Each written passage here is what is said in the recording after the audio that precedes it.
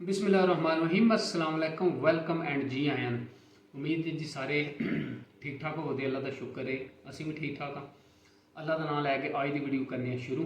अच्छा जी, अज की वीडियो जी वो भी जनरल नॉलेज के होवे दी ज़िले गुजरात के बारे तो मेरे नाल अज शराज है और इस साइड के अब्दुल रहमान है। इन्होंने को जोड़ा ना 3 सिंपल क्वेश्चन ने वो ज़िले गुजरात के बारे मैं पूछा था तो उम्मीद है कि इन्होंने जोड़ा ना वो सवाल जोड़े ने इतने औखे को नहीं, क्योंकि साढ़े ज़िले गुजरात के बारे जो मनते तो अमन दे। तो पहला सब तो पूछने अब्दुल रहमान को सवाल जोड़ा है वो रेडी अब्दुल रहमान जिंदाबाद। अच्छा जी, सवाल जोड़ा ये अगे सौखा है, किताबों भी वो ज़ाहिर पढ़ाया जाता है तो उंज भी जोड़ा ना इतना मुश्किल जोड़ा है वो सवाल नहीं है। अच्छा जी, सवाल है साढ़े ज़िले गुजरात नूं कितने दरिया लगते हैं और वो जोड़े दरिया लगते हैं साढ़े ज़िले गुजरात नाल उन्हां दे नाम की ने। साढ़े ज़िले गुजरात में 2 दरिया लगते हैं। एक तो गुजरात वाली साइड है ना, उसका नाम है दरियाई चिनाब। जिंदाबाद। एक ना दरियाई झेलम, वो भी उसका नाम है दरियाई झेलम। दो ही लगते हैं। दो ही लगते। Well done well done.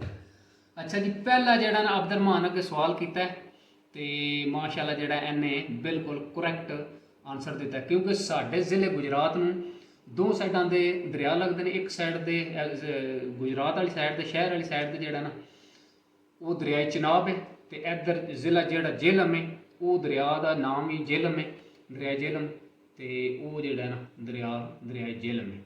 Well done boy. अच्छा जी, दूजा जोड़ा सवाल है वो शराज नूं जोड़ा ना पूछने शराज को।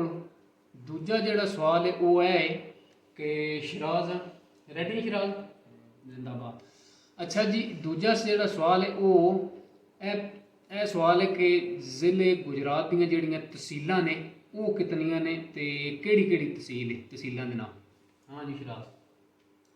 खारियां थोड़ा बड़ा आवाज़ में खारियां एक खारियां हो गया ते एक सराय आलमगीर एक सराय आलमगीर ते एक गुजरात तहसील अपनी तहसील ही गुजरात ही तहसील भी तो ज़िला भी है। वेल डन जी वेल डन। 3 हो गई बस तीन ही 3 ही ने बिल्कुल 3 ने। अच्छा जी, शराज ने जोड़ा ना वो सवाल का जवाब जोड़ा ना वो बिल्कुल सही दिता, क्योंकि साढ़े ज़िले गुजरात दी 3 तहसीलां ने। तहसील जोड़ा ज़िला गुजरात तहसील भी है तो ज़िला भी है तो दूसरी जी खारी है और तीसरी सराय आलमगीर। अच्छा जी, 2 क्वेश्चन जोड़े ने ना वो इन्हें बिल्कुल करैक्ट आंसर दिते ने। हूँ जो तीसरा सवाल है वो थोड़ा जहा मुश्किल है तो उम्मीद है कि वह जोड़ा जवाब है वो भी कोशिश करके देन दे।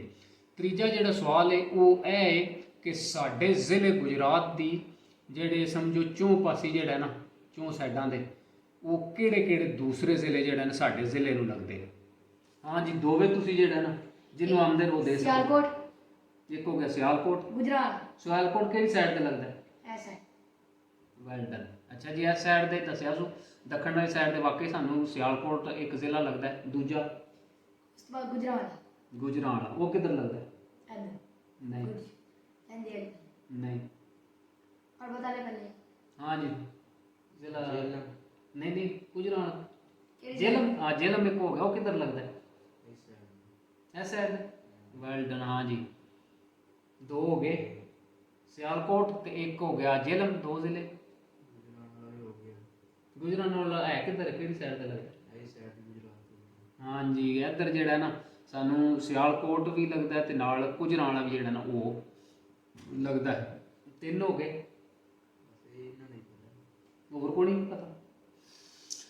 अच्छा जी, साढ़े ज़िले गुजरात नूं 3 ज़िलियां दा ते शराज ने ते अब्दुल रहमान ने दस लिया, क्योंकि दक्षिण वाली साइड ते जोड़ा ना सानू ज़िला गुजरांवाला ते ज़िला सियालकोट लगता है और परबत वाली साइड ते उधर ज़िला झेलम लगता है तो लहंदे वाली साइड का इन्हों ने जोड़ा ना को नहीं पता है। लहंदे वाली साइड से जोड़ा साढ़े ज़िले नूं किहड़ा ज़िला लगता जोड़ा लहंदे वाली साइड वो जी ज़िला जोड़ा ना मंडी बावलदीन किहड़ा है मंडी बावलदीन, क्योंकि मंडी बावलदीन मेरे ख्याल 1993 ताईं जोड़ा ना वो ज़िले गुजरात की तहसील आई ਤੇ ਉਸ ਤੋਂ ਬਾਅਦ ਜਿਹੜਾ ਉਹ ਸੈਪਰੇਟ ਹੋ ਕੇ ਹੁਣ ਖੁਦ ਜਿਹੜਾ ਉਹ ਜ਼ਿਲ੍ਹਾ ਬਣ ਗਿਆ।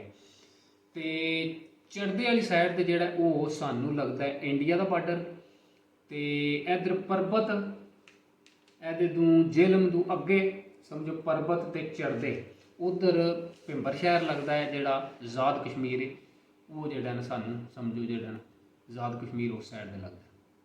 ਪਤਾ ਲੱਗ ਗਿਆ ਹੁਣ ਸਾਰੇ ਜ਼ਿਲ੍ਹਿਆਂ ਦਾ ਕਿਹੜੇ ਕਿਹੜੇ ਜ਼ਿਲ੍ਹੇ ਲੱਗਦੇ ਸਾਡੇ ਜ਼ਿਲ੍ਹੇ ਗੁਜਰਾਤ ਦੇ। ਅੱਛਾ ਜੀ, ਉਮੀਦ ਹੈ ਕਿ ਤੁਹਾਨੂੰ ਅੱਜ ਦੀ ਜਿਹੜੀ ਵੀਡੀਓ ਉਹ ਪਸੰਦ ਆਵੇਗੀ। ਜੇ ਵੀਡੀਓ ਪਸੰਦ ਆਵੇ ਤੇ ਕਮੈਂਟ ਕਰਕੇ ਲਾਜ਼ਮੀ ਦੱਸਿਓ। ਤੇ ਕੱਲ ਜਿਹੜਾ ਨਾ ਇਨਸ਼ਾਅੱਲਾ ਮਜ਼ੀਦ ਜਿਹੜਾ ਉਹ ਜ਼ਿਲ੍ਹੇ ਗੁਜਰਾਤ ਦੇ ਬਾਰੇ ਜੀ ਜਾਂ ਪਾਕਿਸਤਾਨ ਦੇ ਬਾਰੇ ਜੀ ਇਹਨਾਂ ਮੁੜਿਆਂ ਦੇ ਸਵਾਲ ਕੀਤੇ ਜਾਣ ਦੇ। ਤੇ ਉਮੀਦ ਹੈ ਕਿ ਇਹ ਕੱਲ ਜਿਹੜਾ ਨਾ ਫੁੱਲ ਤਿਆਰੀ ਕਰਨ ਦੇ ਤੇ ਮਿਲਨੇ ਇਨਸ਼ਾਅੱਲਾ ਸਵੇਰ ਇੱਕ ਨਵੀਂ ਵੀਡੀਓ ਨਾਲ।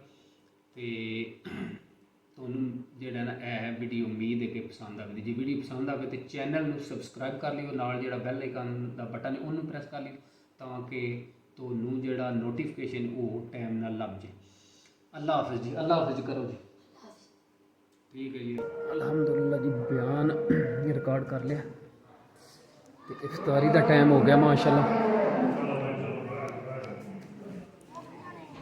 माशाल्लाह जी माशाल्लाह। बिस्मिल्लाह।